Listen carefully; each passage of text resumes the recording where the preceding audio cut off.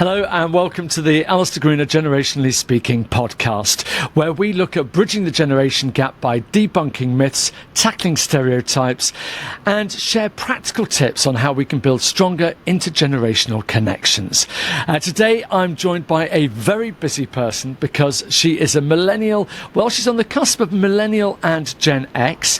She's a solutions architect. We'll find out more about what that means shortly. She's a wife, mother of a young toddler, and she's basically trying her best to balance it all along, trying to find some space for herself. It's a great pleasure to welcome Kate Heathcote. Hello, how are you?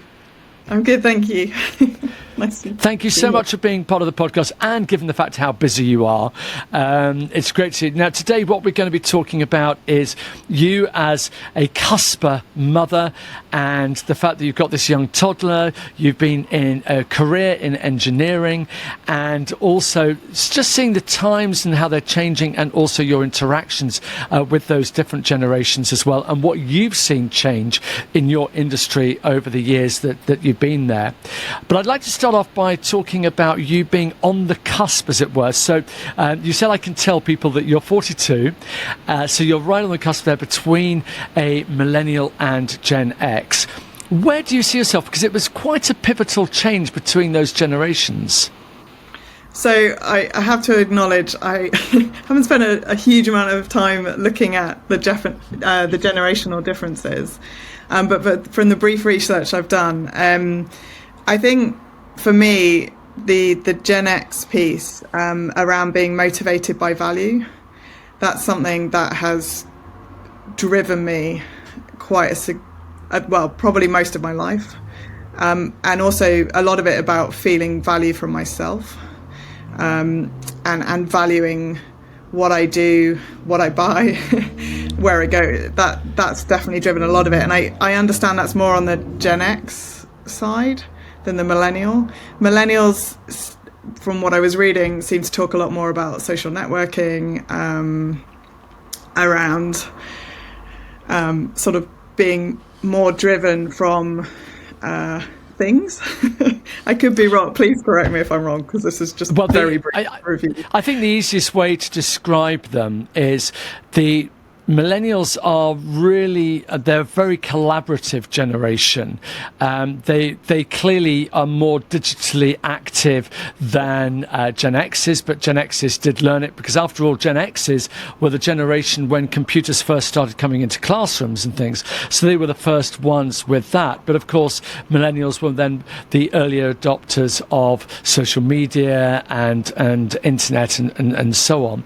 The thing that really frames Gen X is their level of independence and their resilience, and they're incredibly, they have high levels of initiative and self-reliance, but those are the kind of stereotypes. Yeah, you relate to that. I'm hugely independent. Always have been. And I very much sort of, I remember at school I was told I had to do a straight subject. It was maths or music. And I went, no, I don't want to do that. I want to do something in between. That's how I ended up in engineering, was through stubbornness, to be honest. And for anybody who's actually watching this on video, they'll see that behind you we can see a couple of violins, because you are also indeed very musical, as is your husband. So actually you won in the end. You had both. Yes. I got both. Yeah. So let's talk first of all about you and your upbringing. You know, we've talked a little bit about some of the traits that you might have and where you see yourself. What kind of upbringing did you have? You know, typically, for example, you were brought up in an era where both parents possibly worked, and you know there was a lot going on. But your family life was a little bit different. So I had two sets of family, effectively, when I grew up, from about, to be honest, as long as I can remember. And I think they both had different visions of how they wanted to see me grow. They both absolutely wanted the best, but it was interesting that they had different approaches in how to achieve that. Obviously, the family I live with, I probably took more influence from. But certainly from my other family, there was views on education, views on that you kind of had to get a good job to be successful, to be happy, that side of things. So being quite driven from both sides of my family as I grew up, I think that definitely impacted what I did and how I approached things as I grew up. Because I wasn't necessarily very academic to start with, but I became much more academic as I grew up. And then I really didn't excel till I got into university, when I found something that I enjoyed more, I think. And what was that like at school? Because when you were growing up, you know, families that were different were probably less common than they are today, where today a child going to school, there will be a huge variety of home lives that people have, where you might have been, some people might say you were a bit more of an outlier at that time. Would that be fair, or actually was it not an issue? I don't think it was an issue, but I think that's because school saw me with one family. Very few people got to see the other family and that side of my life. But to me, it definitely had an impact. And how do you think that did impact you? Because, you know, I'm a great believer that the way we grew up, the environment in which we grew up, makes a massive difference to the way we are shaped, and I think is the fundamental to generations as well, where that's the, you know, in my 5 circles of generational influence, that's the ultimate part at the end. You have the generation where you are and all those things, but ultimately it's your home life that does shape you. So what did that impact have on you in terms of the traits that you have today? I think the biggest trait I recognise in myself is the need for validation. So I think for whatever reason, I don't know whether it's having 2 families or it's being brought up in that era, but I have a very strong need to get approval and validation from others. And it's taken me quite a lot of my career to not be driven by pleasing others, essentially, and actually looking at what I want within my career and where I want to move into. I do think that trait has served me very well because I perform very well at work, and I'm noticed for that.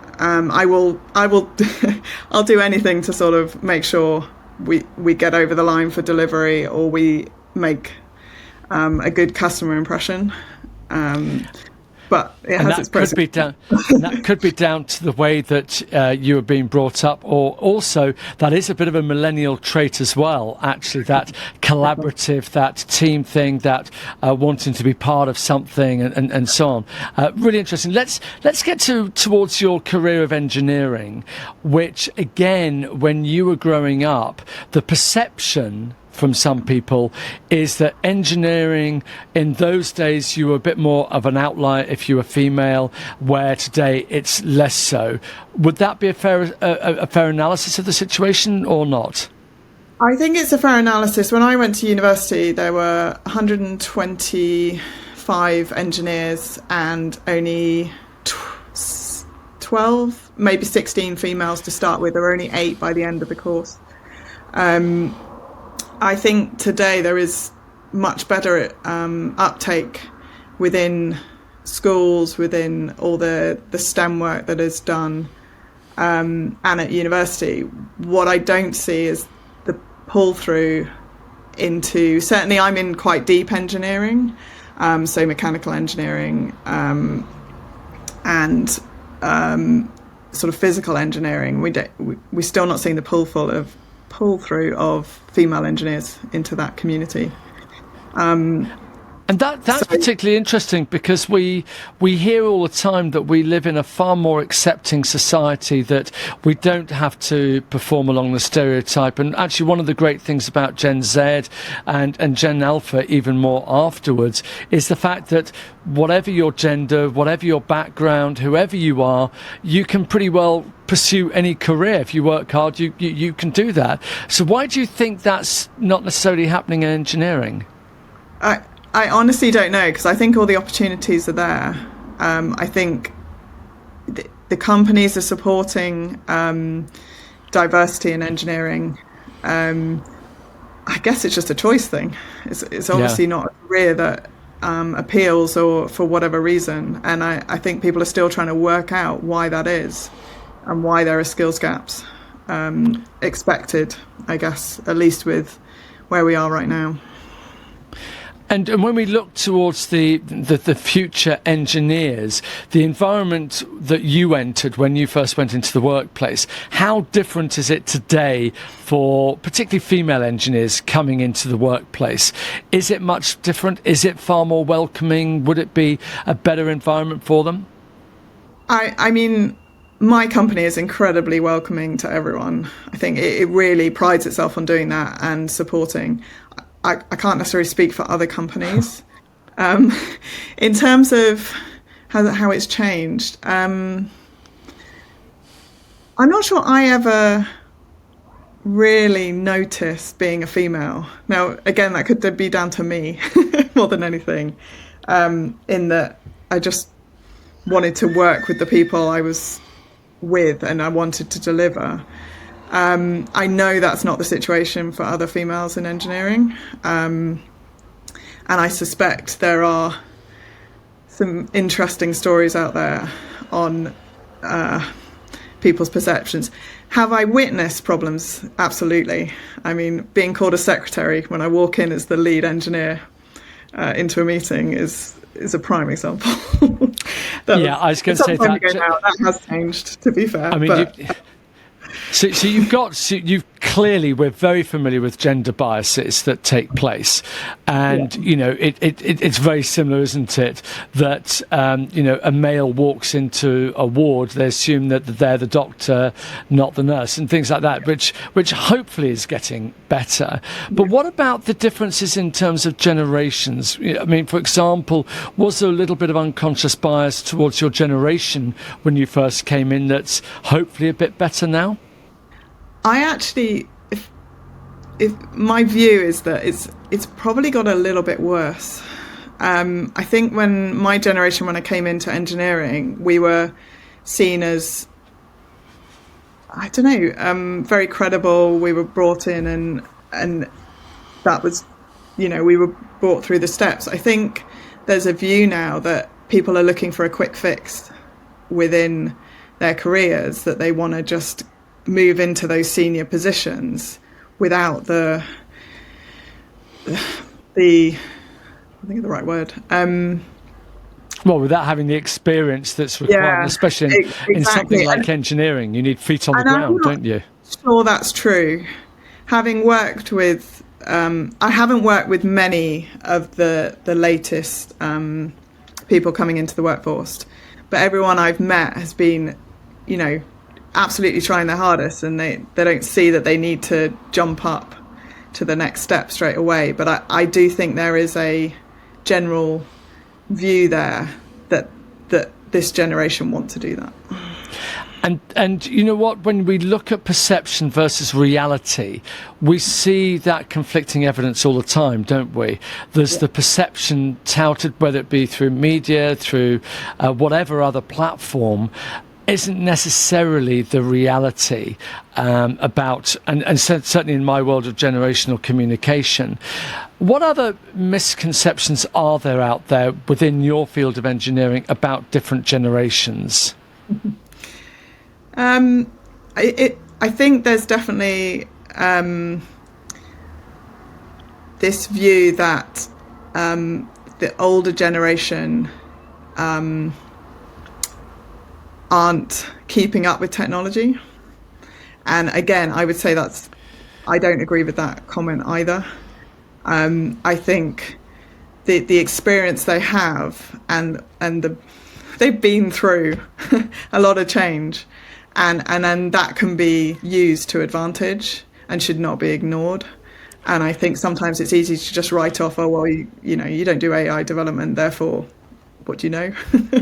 And I think you've actually hit the nail on the head slightly there, especially within your field of engineering, because by virtue of engineering, you're looking for new things. You're creators of incredible technology.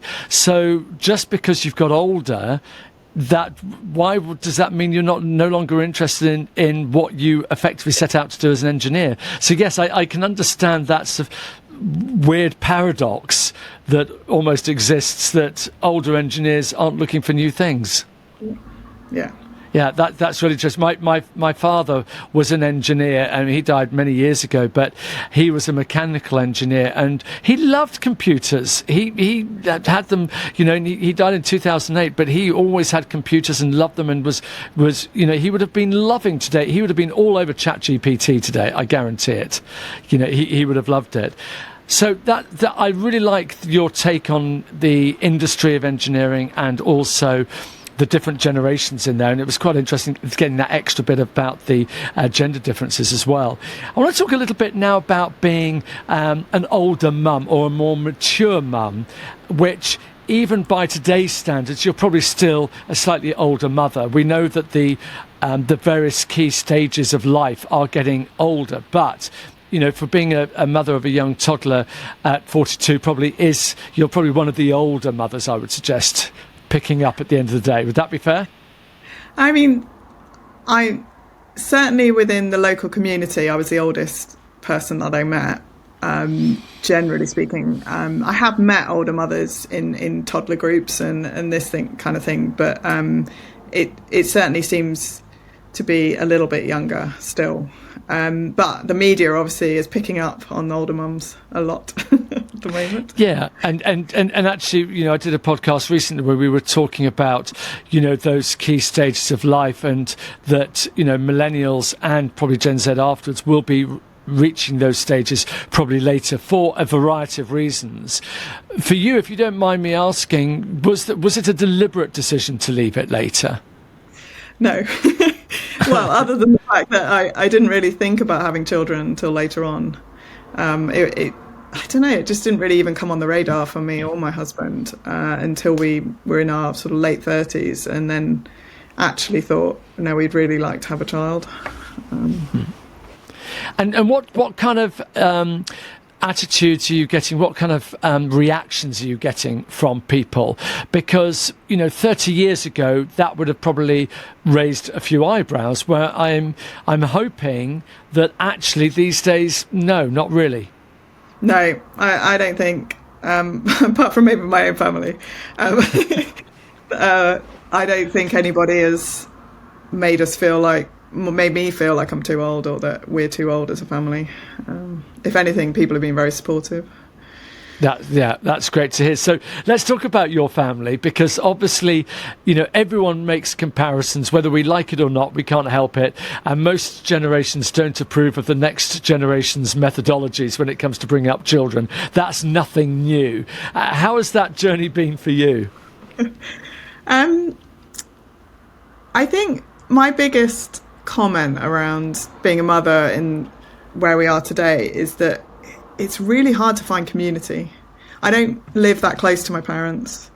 We're tending to do it quite on our own. And yes, there are lots of toddler groups. There's lots of people out there. And I joined NCT and all that side of things. And I do have community, but just as a general observation, it's quite hard to come by unless you specifically go out and find it. I think the support there is challenging, definitely challenging, and there's a lot of talk about we'll support you, but in terms of action, I think it's hard to see that action and people building communities to support each other. And I think, for me, if there's anything that can change generationally as we go forward, is that community side comes back for families who don't necessarily have local community support or family support. There's a suggestion that I've heard is that we generally, as a society, are becoming more individualistic, which some might read as being a bit selfish and a bit more transactional about things. And for me, I think the jury's still out. But what you're suggesting would imply that perhaps that might be what you're experiencing. Yes. Okay. Yes. Well, It's tough. I think I'm in quite a privileged position because I have a reasonably paid job. I have a house, that side of things. But I imagine if you don't have that stability behind you, it is very, very challenging at the moment. And what about at work? Because, again, we hear lots of prejudice towards parenting at work in terms of, you're going to want time off, you're this. And there was that era where actually female employees might not have been taken on because of the fear that they might then wind up having, just having 3 children in a row and not working but being on maternity pay or so on. And there was quite a negative sort of feeling towards that. How has your company been, and what's the general way of the company towards parenting? Yeah, I think my company is very good. I think it supports parents to as much as it can within, we've all got constraints within companies. I still think it's a wider challenge. I'm certainly aware of quite a few groups that are championing better conditions, better support at work, and not overlooking individuals with families. I was in a very privileged position, probably because I've been at the company for some time and have quite a good network, that I was actually able to apply for a new role just as I came back, and the company supported that and supported my ambitions. But again, I'm sure that's not true of everywhere out there. We hear quite a bit about organisations, and some organisations being brilliant in terms of setting up creches at work and doing all sorts of things. And you were suggesting there that as a society, perhaps we're not looking out for each other enough, we're not being as supportive enough as we could of each other. And certainly if we go back, when we hear all the negative things about Victorian times, the one thing they did actually do was they would pick up the slack. They would have their own medical facilities, they would have their own schooling facilities and things. So perhaps we're going full circle. Do you think there's a role, without not necessarily talking about your company, but other companies and organisations that you're aware of your other fellow mothers are with, is there a greater role, you think, for organisations to do something and be part of helping mothers? Yes. Short answer, absolutely. I think there's so much more that can be done. But how that's initiated is definitely challenging. It's a big topic. Because one of the challenges that we see, and we were talking a little bit before we started the recording about I don't want to say the state of the engineering industry, that makes it sound terribly dramatic, but we were talking, about this need to bring in, bring back people who are older, because there's a bit of a war on talent at the moment. In terms of the role of the company these days, when there is this bit of the war of talent, that we're short of engineers and that we need this talent, perhaps that the offering more support for parents could actually be a driver to bring in more talent. So I think there are companies that are picking up on this now. I am aware of companies that specifically target supporting parents back into the workforce after a period or a break, and then retraining that way. And I really, really support that approach, definitely. And I think we could see a lot more of that. And I know some companies even go as far as it's actually providing time to those people within the working week to support their family alongside retraining, alongside getting back into things. So I think a lot more companies I'd encourage them to take up on those types of programs and see what other companies are doing out there. I can certainly see that happening when there's a lot of pressure at the moment with the cost of childcare going up and up and up, that, maybe there's an alternative solution out there. Just want to talk briefly before we close about the different generations in the workplace that you see. as a millennial, okay, you're a Cusper, but as a millennial, you're so often seen as the bridging generation. So first of all, how do you get on with the younger generation? What are you observing with the younger generation coming into work?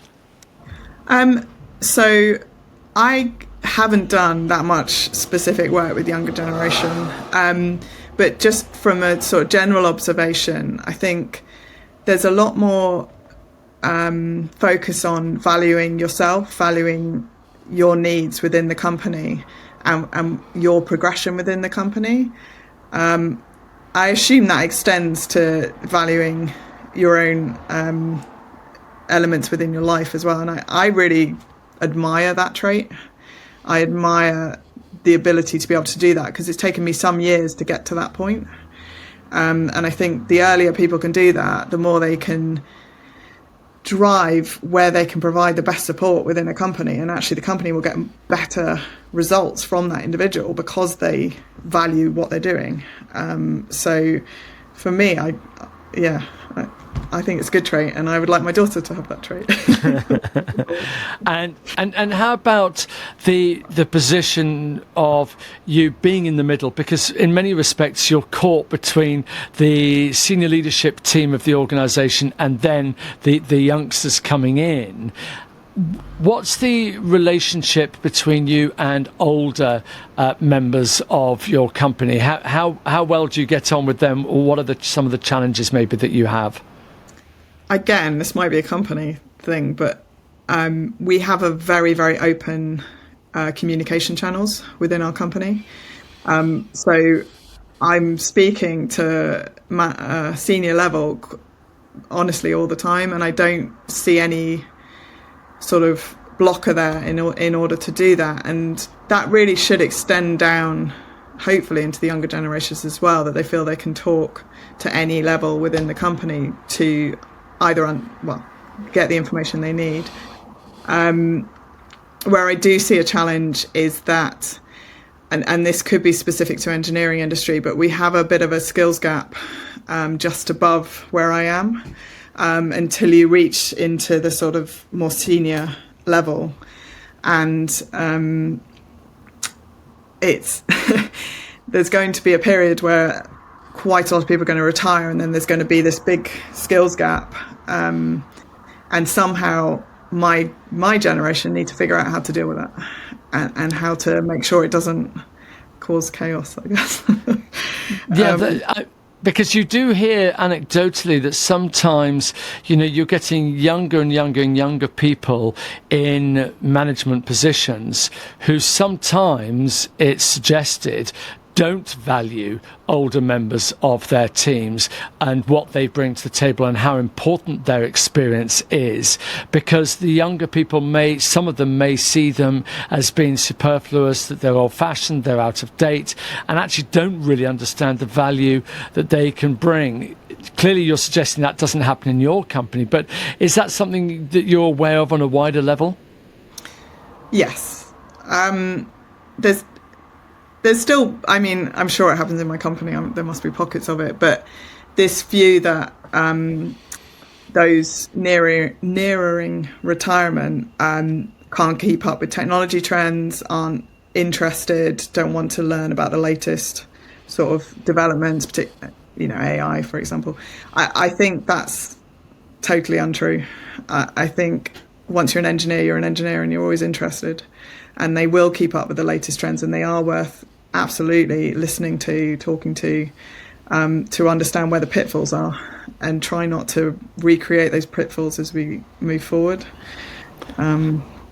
I'm going to re-look at some of the data in a survey that we did in 2024, and we looked at generational preferences in communication. And one thing we did see was that the amount of older people who were early adopters was far greater than people might have thought. Well, I should probably go back and see, were those engineers who were that versus other trades.